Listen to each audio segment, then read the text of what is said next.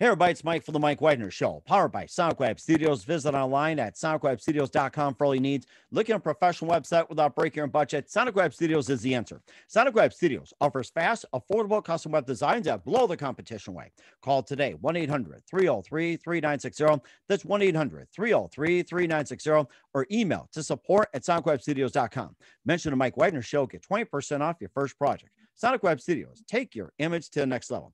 Also, time to give official shout out to our official sponsor of the Mike Wagner Show, international warring author Mia Molson-Dia. If you love fast-paced mysteries, you love Missing Mia Molson-Dia, available on Amazon in paperback and ebook.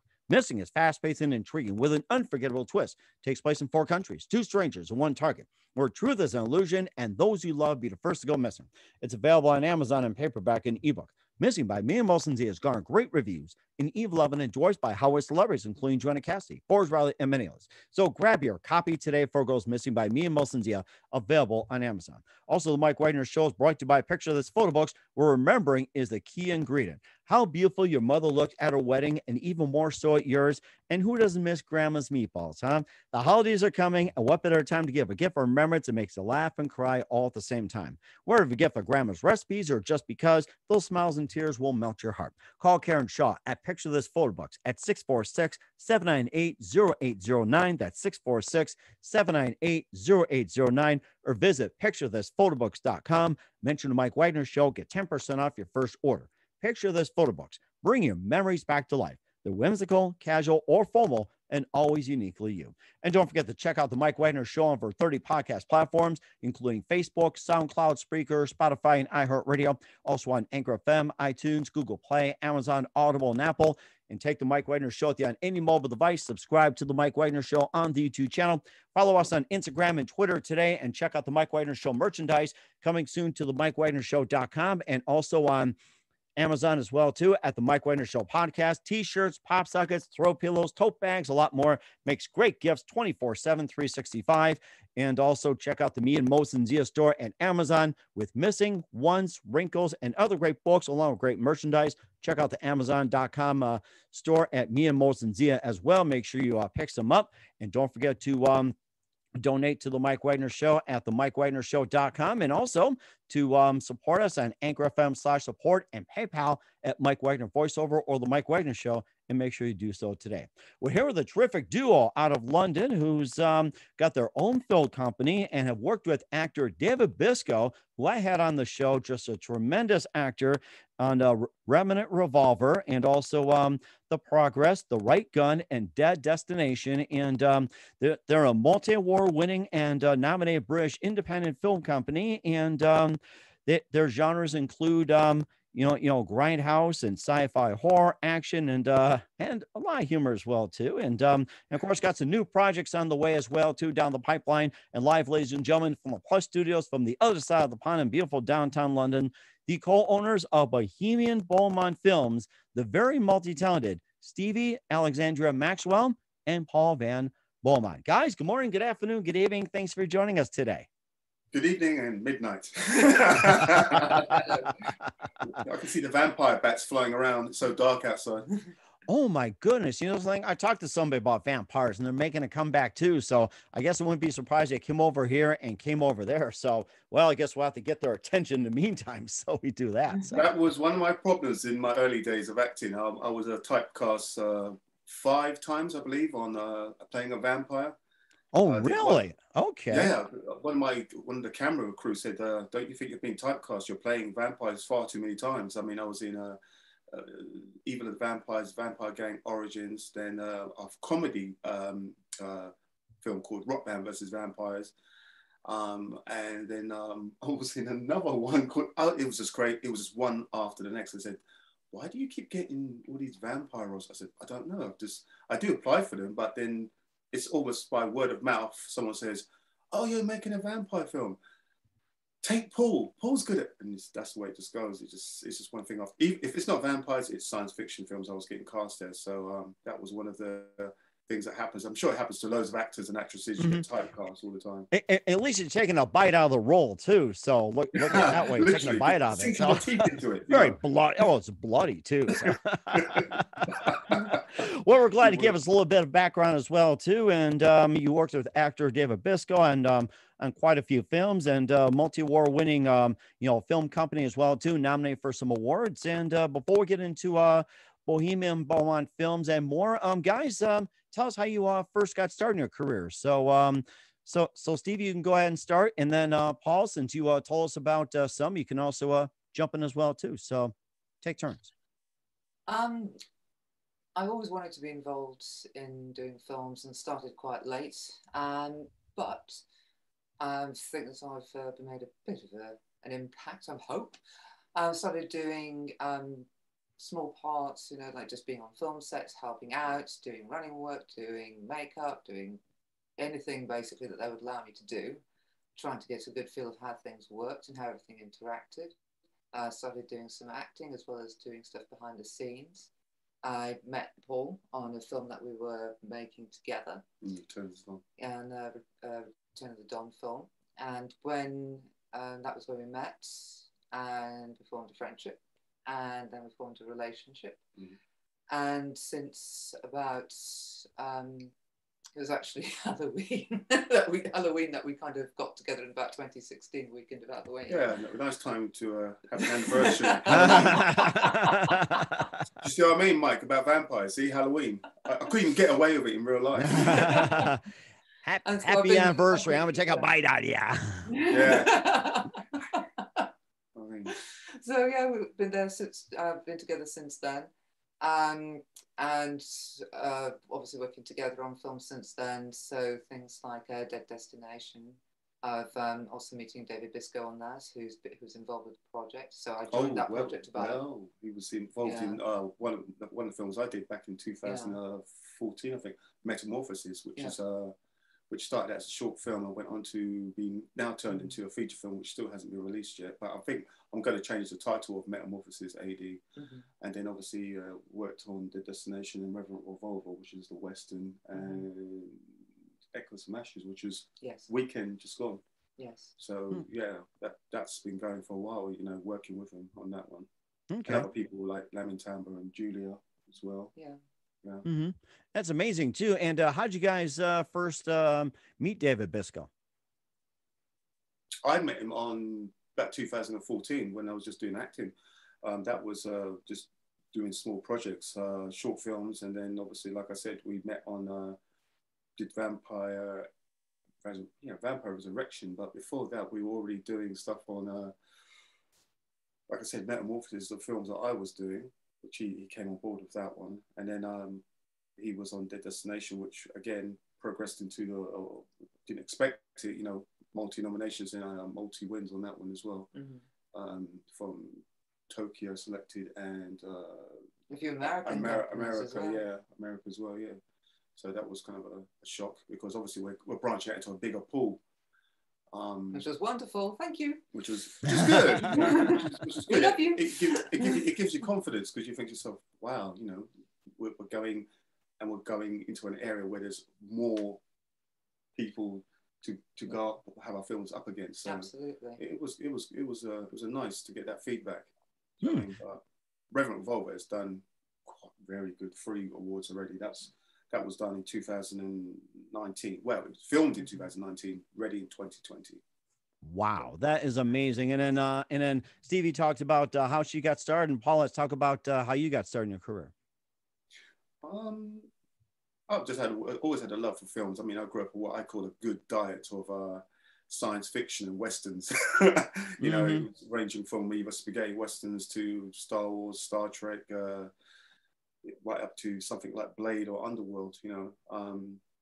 So it just started from there, really, my love for films, and I just took it up and did it part-time as well as doing a full-time job, and then bit by bit, just it started to snowball and do other projects with other people, and thought, I'll give it a shot. I'll put some pen to paper and write something down, and then that's when I came up with the idea for Metamorphosis, which is a supernatural kind of sci-fi film. And it turned out all right. I thought the camera angles that I wanted, I said, this is how I wanted to storyboard it, and so I started writing it, and it came together, and people, I suppose people were, when I put the trailer up, they were kind of, who knew me, were like, oh, that looks okay. Who did the camera angles? I said, well, I did a storyboard, and Thomas followed the instructions, and it came through quite cool. And I thought, yeah, and then jumped to Dead Destination and started that as a science fiction kind of, I would say it's more like dystopia, kind of Star Trek kind of style, I would say, with zombies in it. So that kind of took off as well. And then while we were filming that, which is because it was a feature film, that's when I met you. And then we decided to do the Grindhouse kind of Tarantino, Robert Rodriguez style with The Right Gun, which is available on our YouTube channel on Bohemian Beaumont Films. And we plugged that, and again, people were like, it was done for so few people, but it looked quite good. But yeah, I was satisfied with it. There was things that you're never satisfied as a filmmaker. There's parts that I would like to clean up, but it was a good testing ground for putting something out there that the public could see, because other films were locked down in post-production, ready to go to film festivals. That's really interesting. And what was that one precise moment that influenced you guys into what you're doing today? So what was that one moment that simply said, this is what I'm gonna do for the rest of my life? So one of you go ahead and answer the question. Ladies first. Oh yeah, that's right. Ladies first. You know, something I so caught up in social media that's been lost in the shuffle. So thank you for the reminder, Paul. Ladies first, as always. Ladies first. We did directed and produced Dead Destination together, and we went and took everything from about 2016 onwards. We've been working together as a team.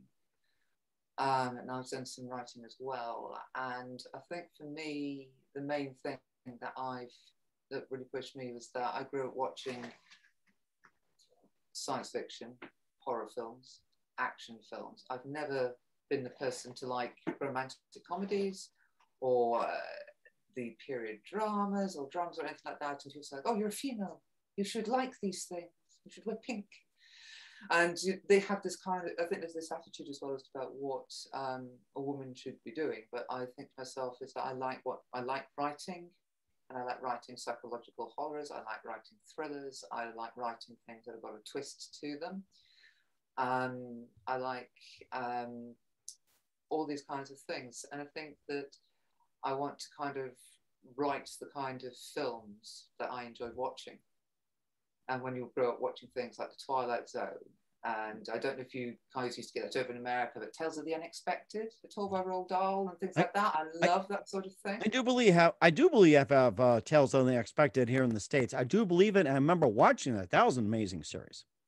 I used to love that, because it's like some of them were obviously better than others, but you'd kind of watch them and you'd try and guess what was going to happen in the end, like with The Twilight Zone or The Outer Limits or things like that. We'd have these wonderful little twists at the end, and sometimes several of them. And you're watching really great movies, which you see and you really admire, and you think, oh, I want to be able to write like that. I want to be able to create a story like that, which you're not quite sure what's going to happen, or you see the different character developments and different personalities change and react to the situations that they go through, and thinking, like, I want to be able to write things like that. I want to be able to make films like that. I want to be able to have people sitting on the edge of their seats thinking, like, what's going to happen, or feel like, I didn't see that coming. That kind of situation, and very much wanting to be able to present stories like that in films like that. So that's the aspiration that I have. It all sounds like a Sherlock Holmes type of feel. And another show I remember that had like these twists and turns, these unexpected, was Dark Shadows. That was a pretty big one back in the day too. Dark Shadows, and I can't remember who it was. That was so like a spinoff of the Twilight Zone. I think there was another story to it, but Dark Shadows was actually very popular back then too. I remember watching that. Edge of the Seat, Unexpected, and unbelievable. And Creepshow as well. Those were some very good series. Creepshow, yeah. That was really Creepshow, yes. Oh my gosh. Good. And I suppose is that when I think about all of those shows, which I used to really love kind of watching and growing up on, including old-fashioned creature features, like the Wishmaster, Doug McClure films and things like that, which I used to really love watching on a Sunday morning. You know, it's like, or like the Ray Harryhausen films and things like that, which were kind of like, oh, you want to see those things, and the Creature from the Black Lagoon and all those sorts of things. And I try to think about what TV series there are now, which are kind of like those kinds of things, and I just feel that we're lacking in those a bit. So I just feel as though I want to write in that kind of genre more, so that kind of horror, kind of science fiction, kind of fantasy, twisty turny kind of. American Horror Stories is good. American Horror Stories, yeah. I think the one thing that comes to mind is that my kids were watching was Stranger Things, and that was a big one on Netflix, and I think that was something similar, Stranger Things. I've seen season 1. I've not seen the other ones yet. Mm-hmm. But so they're kind of like on my watch list when I have time. Mm-hmm. Yes, yeah. I think time's the biggest thing too. Yeah. Because you're so constantly writing and you're like in post-production editing that, you know, people tell you about, oh, Paul, you would like this, or like, was it Altered Carbon, I got recommended, you'll love it. But it's finding the time to watch them, you know, and then like one day, you just like probably Christmas, you're gonna have to literally sit down and binge, you know, on watching and catching up with what everyone else is seeing, The Boys and what else is, I can't remember on my watch list. Yeah, because we've seen season 1 and 2 of The Boys, haven't we? It's just so much to watch now. So there are some very good inspiration things to be able to watch that's on TV at the moment, and just wanting to kind of live up to the old style of things and the new style as well. Mm-hmm. And of course, I was on with the guest too, talking about vampires, and there's supposed to be a vampire movie coming out, but the last really good one I saw, I think, was like the somewhere in the mid to late 80s or early 90s. It was Bram Stoker's Dracula. That was like another remake, and I think that was like the really good one. Since we're on the subject of the vampires, it's like, you know, I think we're just really overdue for a brand new vampire movie. And I think there was one, what was it, similar but not like a movie, what was it, Twilight? It's like, I remember that was like close to it, I think. Twilight. We just literally watched one 2 days ago. What was it called on Netflix? Blood Sky. Blood Sky. I didn't know about that. It was a shock to us. It's done different. It's done really different. Yes. It's all just on an aeroplane. It's done very well. Wow. If you remember Phone Booth, I don't know if you remember Phone Booth with Colin Farrell, I think it was. Just in Phone Booth, yes, I remember that. Yeah, just in one setting, and this is just on one plane, and it's done very well. We don't want to say too much about it in case people haven't seen no it, spoilers. I recommend seeing it. I think it's quite a good story. Oh my gosh, I'm gonna have to really catch up on Netflix as well too. Tubi, Amazon Prime, and Hulu, Disney Plus. It's like, oh, too many channels out there. I even lose track of what game is supposed to be on what channel. There's like so many. I have a hard time keeping. There is now, yeah. Or even like or even a Warner Brothers cartoon. It's like, what channel is it on? So yeah, there is. What channel, what platform is it's like yeah, it used to be a long time ago. It's like, what channel is this on? What network? Now it's just like, what channel, what network, what platform, and when's it on? And do we subscribe? You got like a king scroll of questions just to watch one episode. That's it. Yeah. Well, speaking of episodes and TV and everything else, who are some of your favorite actors and actresses and in movies and TV shows growing up? Mine, definitely, I would say for a director and actor to me would be Clint Eastwood. And because like the fan, like I said early on, for spaghetti westerns. I mean, apart from that, definitely Gene Roddenberry, George Lucas, Francis Ford Coppola, James Cameron, yes, for Aliens and Terminator series. Ridley Scott for the Alien and the Gladiator. Yeah, Gladiator, and I think Ridley Scott was in Black Hawk Down too. He directed that. Ridley Scott, yes. Yeah. The list is endless. But there's so many people to be inspired by, you know? Yeah, I mean, for me, definitely, if you're going to say about what female role models did you have growing up, for me, it was Ellen Ripley. I would say it was also Sarah Connor, the character for her, and also Captain Catherine Janeway. That if you want to have good female role models, that those ones were absolutely excellent, because you think that you think, I want to grow up and be just like that. And you see this wonderful character development, that they're flawed, that they are still human, which makes them interesting, it makes them relatable, but that it's like so many women I know have spoken to me about that scene in Aliens, where she's going down in the lift scene. And I remember myself and my younger sister at the time talking about it, and just saying it's that we both watched it independently and both found that same particular scene to be so amazing, because she knows what she's going down, and so you can see the look of kind of like on her face and the but the drive to do that is just there to kind of like continue on. So it's human. It's not kind of like completely gung-ho. I'm completely unafraid. I'm perfect or anything like that. You can see that she's human, that she is scared, but she is still doing that. And I think that's showing various levels of a person's character and a person's personality makes them so much more relatable and understandable. To think to other people, and you feel more what they're feeling when you're watching it. And I think that when you have this kind of characters, I think that they're just very, very powerful and very relatable to be able to think like, oh wow, what that person's going through, you can understand it more. Wow, that is something. And I got to say that just a mix of everything and combining what you got. We'll talk about your company, Bohemian Beaumont Films, in just 1 minute. But first, listen to The Mike Wagner Show at themikewagnershow.com, powered by SoundWeb Studios. Visit online at soundwebstudios.com for all your needs. Looking at a professional website without breaking your budget? Sonic Web Studios is the answer. Sonic Web Studios offers fast, affordable custom web designs that blow the competition away. Call today, 1-800-303-3960. That's 1-800-303-3960, or email to support@sonicwebstudios.com. Mention The Mike Wagner Show, get 20% off your first project. Sonic Web Studios, take your image to the next level. Also, time to give official shout out to our official sponsor of The Mike Wagner Show, international warring author Mia Molson-Dia. If you love fast-paced mysteries, you'll love Missing by Mia Molson-Dia, available on Amazon in paperback and ebook. Missing is fast-paced and intriguing with an unforgettable twist. Takes place in 4 countries, 2 strangers, and 1 target, where truth is an illusion and those you love be the first to go missing. It's available on Amazon in paperback and ebook. Missing by Mia Molson-Dia has garnered great reviews and even loved and enjoyed by Howard celebrities, including Joanna Cassidy, Forbes Riley, and many others. So grab your copy today of Girls Missing by Mia Molson-Dia, available on Amazon. And don't forget, the Mike Wagner Show is also brought to you by Picture This Photo Books, where remembering is the key ingredient. How beautiful your mother looked at her wedding, and even more so at yours. And who doesn't miss grandma's meatballs, huh? The holidays are coming. What better time to give a gift of remembrance that makes you laugh and cry all at the same time? Whatever you get for grandma's recipes or just because, those smiles and tears will melt your heart. Call Karen Shaw at Picture This Photo Books at 646-798-0809. at 646-798-0809, or visit picturethisphotoBooks.com. Mention The Mike Wagner Show, get 10% off your first order.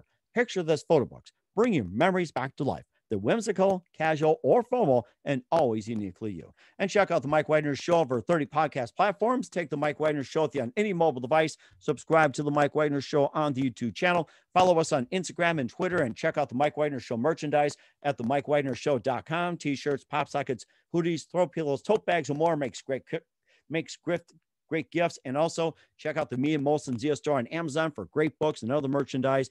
Amazon.com/Mia Molson-Dia. Check out these great books. And don't forget to support The Mike Wagner Show at themikewagnershow.com.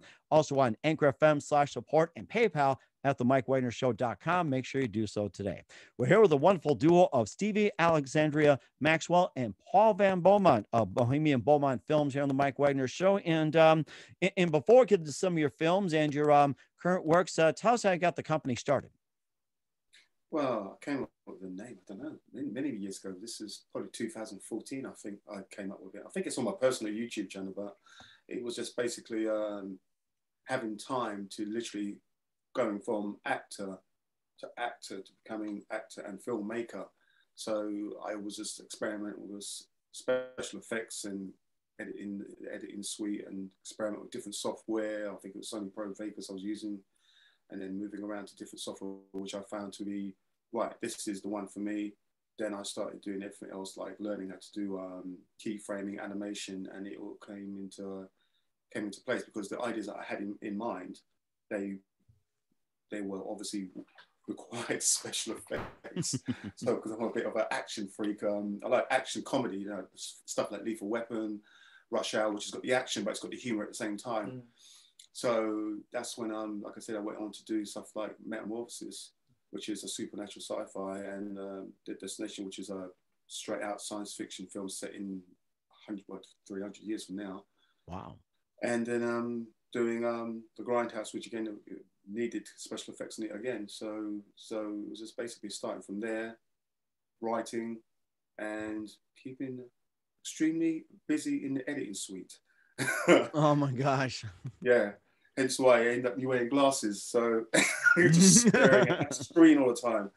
You know, my vision has just gone completely down since doing all this stuff. But yeah. But it's worth it when you see what comes out in the end. It's good when you start putting it together and you start to see, oh, now it's starting to flow. This is how I envisioned it. And it starts. My baby's being born. It's starting to come alive, especially when you get the actors in, and it's like, I have to direct him, and then another actor will come in. It's like, that's exactly how I wanted it. The way you just said it, the way you played it, that's exactly how I wanted it. And then you watched it, you know, what you've written come to life. That, I think that's one of the best feelings. But editing it is even better because it actually becomes what you wanted. And you think, this is how I wanted it. This is how I envisioned it. And it's a good feeling. It's even better when sort of like trusting me to also do directing as well, because it's kind of like I've got you. Yeah, the progress. yeah. Stevie wrote the progress because Stevie likes to write very deep, thoughtful things. Me, like I said, I'm an action junkie, so it's good. It's good because there's two sides. You know, two people working in two different kind of styles. Do you know what I mean? I have written an action comedy, which is one of the feature lengths which we're going to be hopefully doing. That is hilarious. Well, I think it's funny. It's just that both Paul and I share the directing and we share the production of all of our films that we've done. But this one we're a higher budget. But the progress was my first experience of writing, directing, producing, filming, and editing the whole thing. Pretty much by myself, and so did it all in one day, but managed to win a few awards, and also managed to get was picked up at one of the festivals for a distribution, which as part of an anthology, which was kind of like, wow. Oh, very nice. Thought of a short film before getting a distribution deal, so that was kind of amazing. Thank you, wonderful. So yes. Where was that again? That was the Void Film Festival, and so that was picked up for distribution. Is available on Blu-ray on Amazon, and so that was extremely good. We've just finished filming another short film which we've been doing under COVID situations, so I had to write creatively to try and make sure that the film was COVID safe. And so that's in post-production because Paul is obviously far more experienced than I am in doing special effects. And I've written a third one, which we're currently in the process of filming at the moment, which is also designed around trying to be COVID safe, and I'm going to be editing that one, which of course has also got David Biscoe in it. So we're grateful for having him on board, as we do use him quite a lot in our film. Yeah, and Julia Florino is in that as well. She's been on, she was in Metamorphosis, yes, she Dead was. Destination, and this new one, Echoes from Ashes. Echoes from Ashes, which is one we're currently filming. Yeah. And the one that's currently in editing is called Unkindness of Raymond. That's the quarantine film we're doing. Yeah. Well, it's been done. It's just in post-production. Okay, so you got the new films in works right now, the Purger and Unkindness of Ravens. You also got Echoes from Ashes, The Worst Medicine. Those are coming up, and Revenant Revolver, which came out in 2019 and continues to win awards to this day. And I have to say, with David Biscoe in it, that's got to be like your best project. It was very enjoyable. Absolutely, they were fantastic characters. Everybody. Yeah. Ivan Moy, he really pulled it together as well. I mean, everyone was pulling in. Stevie's part as playing a kind of the nun, which kind of influenced from Two Mules from Sister Sarah, which is another film again with Clint Eastwood. Awesome film. And myself playing Miguel Venezuela. It was good fun. It was good fun set. Yeah. It came together as well, and once everything was done, because we had our microphone there and everything, it was all recorded. Because I hate ADR, I hate syncing ADR, and we had a microphone boom there, and it was done fast, quick, edited really nice and sweet, and it was because we are the crew. It's generally in making songs. It's Paul and myself, literally crew, and so we do all of the editing. Paul does the to do all of the editing, because split me for the special effects. I do the practical effects on the side. We share the directing, the filming of the camera, the using of the boom. Sometimes we do try and rub the odd person and say, like, if it's a particularly tricky So you're having to hold the camera in a certain way. We got Ivan to hold. Do us a favour and grab hold of this, please. We've got Ivan to hold the boom shot anyway, and David. Yeah.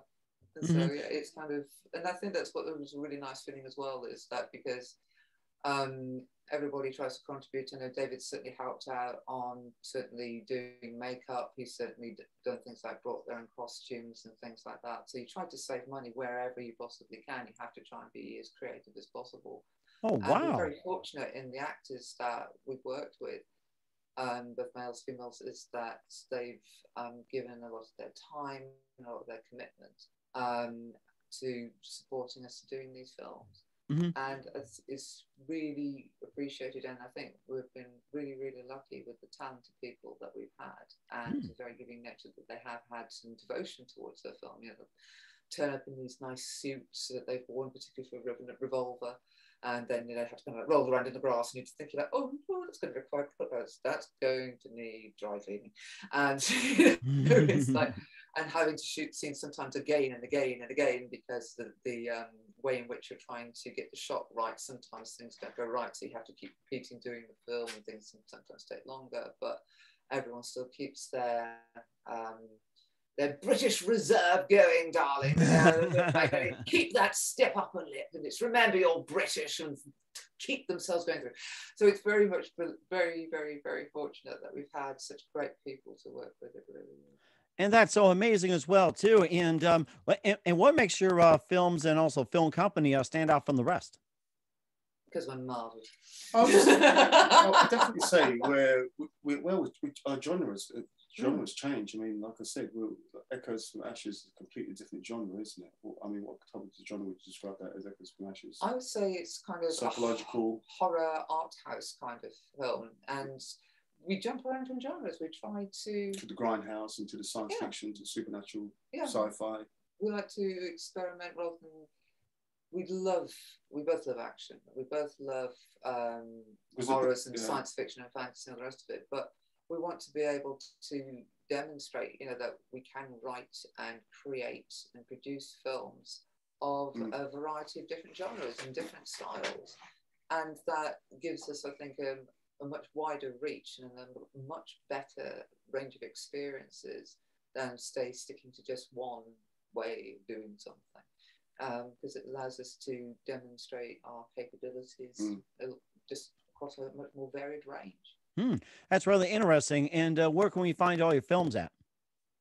I did say on YouTube is Bohemian Beaumont Films, which has got some trailers, interviews, and it's got a film up there. We obviously want to release Dead Destination, so we're looking at multiple platforms to release that on.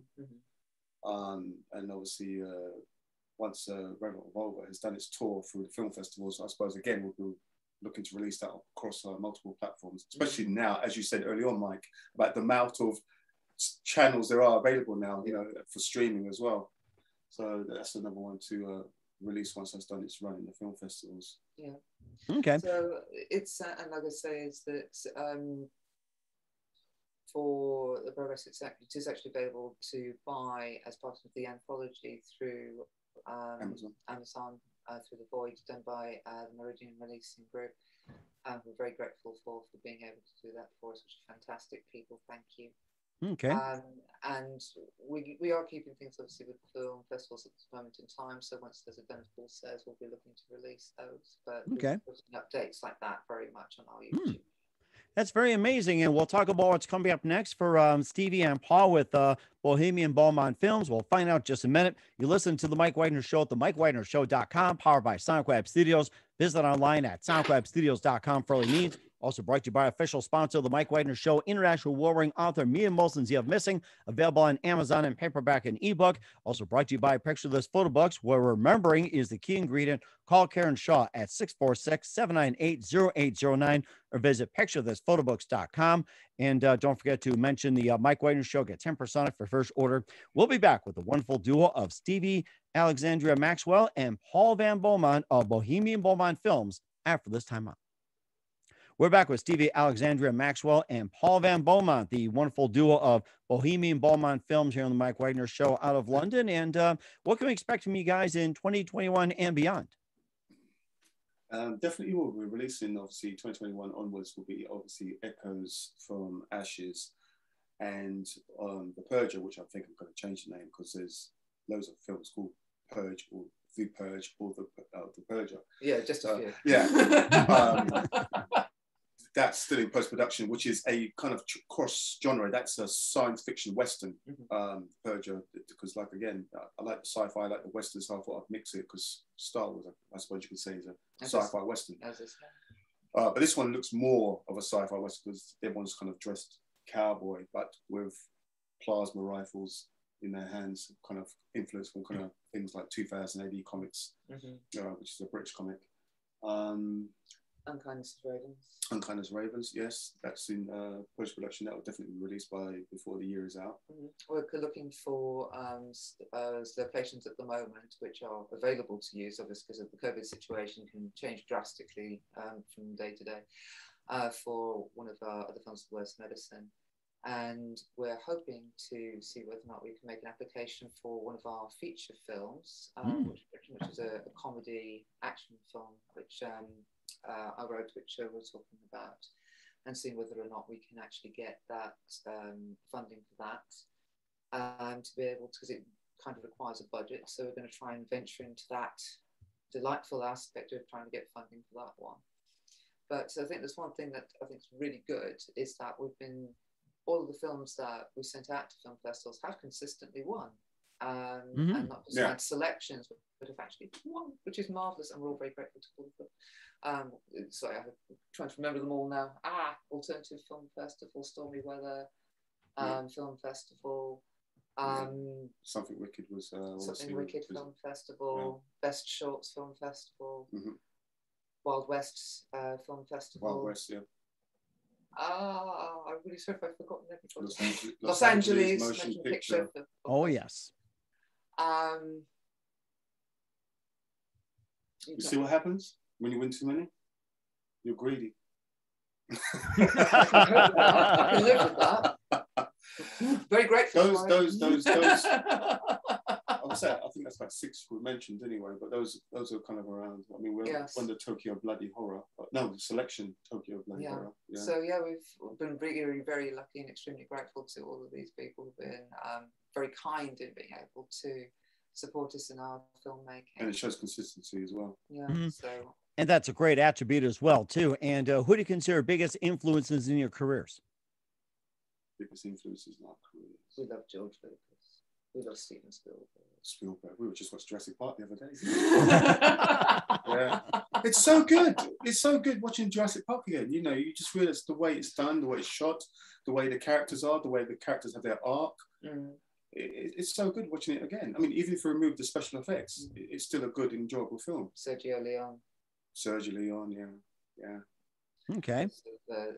The way that's shot, and you could have a film of 10 minutes with absolutely no audio whatsoever, but you still get the feeling of what it's trying to create. It's just the tension and the humour as well of it, which is all kind of like subtle, and it's brilliant. And there's just so many fantastic people out there, because it's always who you grow up watching. It's all the films that you grow up watching that have a tendency to make you think like, I want to make a film like that. I'd love to. And it kind of gets you really excited. And you think, oh, I'd love to. And so that's always going to be something, I think, that drives you towards that sort of genre, is what you kind of grew up with. And I was a geeky kid, and I remain a geeky adult. It's kind of like, I love my comic books. Neil Gaiman. Yeah, love getting Neil Alan Gaiman. Moore. Yep. I've got loads and loads of comic books. I mean, it's graphic novels. If somebody said to me, like, oh, you can fill your library with about, give you £1,000 you could spend on books, where would you go? I would be straight down to the comic book shop. I love my graphic novels. I could spend hours in there. Forbidden Planet going in there, I could spend hours and hours in there, and far too much money. So, yeah. Oh my gosh, that's so amazing. And what's the best advice you guys can give to anybody at this point? At this point, if you're going to make a film, if you're planning to make a big feature film, please start small. Start on a short film, start with small crew, start with small actors, maybe 4 actors, 3 actors. That's how I would do it. Don't do what I did with Metamorphosis, where I tried to make and you feature it, and then you meet all these multiple problems. So hence why when I did Reverend Revolver and The Right Gun, it was literally four actors, wasn't it? Yeah, and just that was it. It was just limited. Like I said, like Stevie said earlier on, we are the crew, you know. Yeah. So on Reverend Revolver, we had to change it, use the boomer. Next person goes on the camera. I mean, the part with Ivan in the beginning, I mean, I tried to film that a bit like High Noon with what's his name? Cooper Cut. You should know this. High Noon with I'm not going to say, you know High Noon. And other parts obviously influenced obviously by Sergio Leone. So just basically start small, work your way up. That way you're going to make mistakes. You're going to make mistakes. So if you start small, you find out what the mistakes is, you start to cross them off on your board, say, right, I'm never doing that again. And I think that's why the recent films like Revenant Revolver and Unkindness and Ravens will probably be much more defined films because and if you can, write to budget. If you can, try to write to budget. Don't think that you have to have a vast quantity of money, because we certainly found that by having this kind of like day job kind of like pays for making the films, and where you can kind of like glean things every which way you can and support from people and everything, is that what you end up doing is you're becoming far more creative. You become far more creative as a person. You start understanding how things work. You start learning how to cheat things, how to do things from certain angles. You do a lot more research, and I think that it gives you a much better understanding of how everything works. And I think that that makes you far more involved and invested in your own film. And I think that also inviting other people in who are like-minded, the same as yourself, is that makes them invested too. And having very much that camaraderie.